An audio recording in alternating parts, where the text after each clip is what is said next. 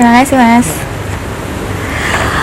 Untuk menunjukkan daging sapi impor palsu dan juga daging gelonggongan apakah layak atau tidak dikonsumsi, kami mengujinya di laboratorium. Hasilnya, hampir semua daging sampel yang harganya cukup mahal tersebut ternyata mengandung bakteri di ambang batas normal. Lantas, bagaimana agar kita bisa membedakan mana daging sapi impor dan juga daging lokal yang berkualitas baik? Dalam segmen ini kami akan hadirkan tipsnya untuk Anda. Segmen ini sekaligus menutup perjumpaan kita dalam reportase investigasi sore hari ini. Jangan lupa untuk menyaksikan informasi terhangat dalam reportase terbaru. Saya Reni Risti, sampai jumpa.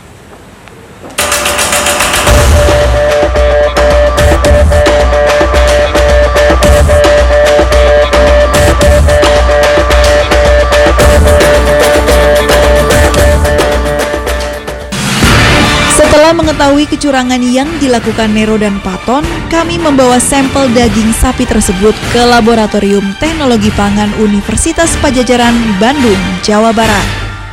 Daging milik Nero adalah daging sapi gelonggongan, sedangkan milik Paton adalah daging sapi gelonggongan yang dipalsukan menjadi daging impor. Selain itu, kami juga membawa 8 daging sapi yang kami beli secara acak di pasar tradisional dan beberapa supermarket ternama. Hasilnya ternyata di luar dugaan kami. Hampir semua sampel daging sapi impor yang harganya cukup mahal itu memiliki kandungan bakteri di atas ambang batas normal. Tak hanya itu, 6 dari 8 sampel acak positif mengandung nitrit. Dari sampel utama hasil pengujiannya itu mendapatkan bahwa kandungan borak dan nitritnya itu positif, ya. Sedangkan kandungan bakterinya itu di atas batas, yaitu batas itu 1 kali 10 pangkat 6, ya. Juga kekenyalan dan kekerasannya itu melebihi dari yang standar. Sampel acak yang kita uji ternyata 1 positif mengandung borak dan yang mengandung nitrit itu ada 5 sampel. Boraks adalah zat pengawet yang dilarang digunakan pada makanan, karena sebenarnya boraks adalah pengawet untuk keramik dan kayu.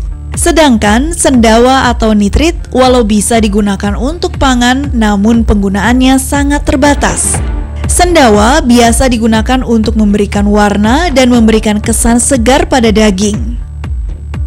Kalau borak itu bisa menimbulkan kelainan pada ginjal dan hati, ya.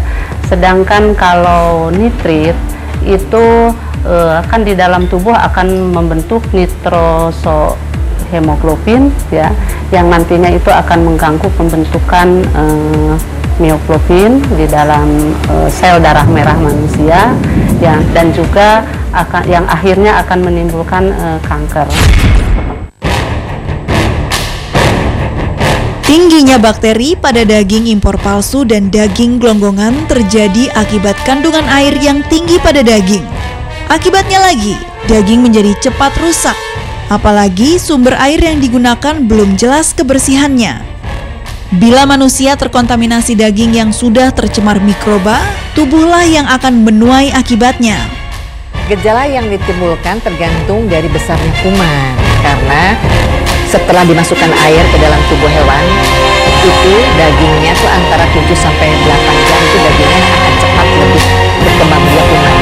Sehingga tergantung daging tersebut dikonsumsi oleh kita. Sehingga gejala yang timbul pada manusia pun bervariasi.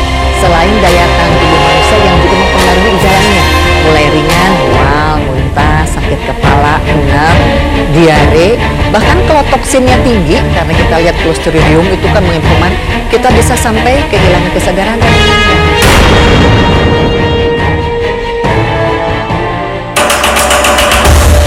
Lantas, bagaimana caranya agar Anda bisa mengetahui daging sapi impor yang asli dan yang palsu?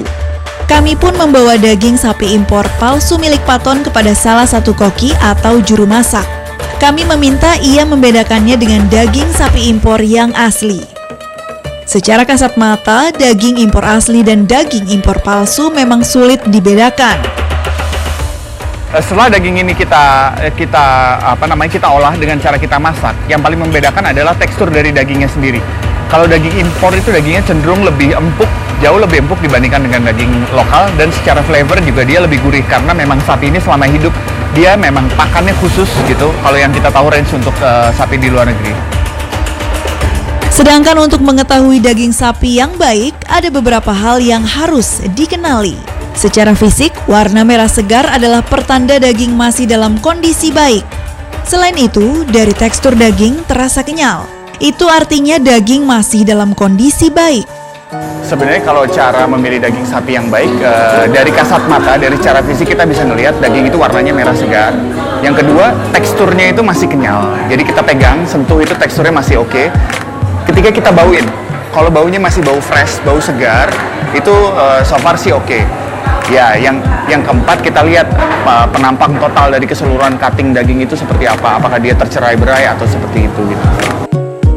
Namun ada ciri khusus pada daging sapi impor yang tidak dimiliki pada daging sapi lokal.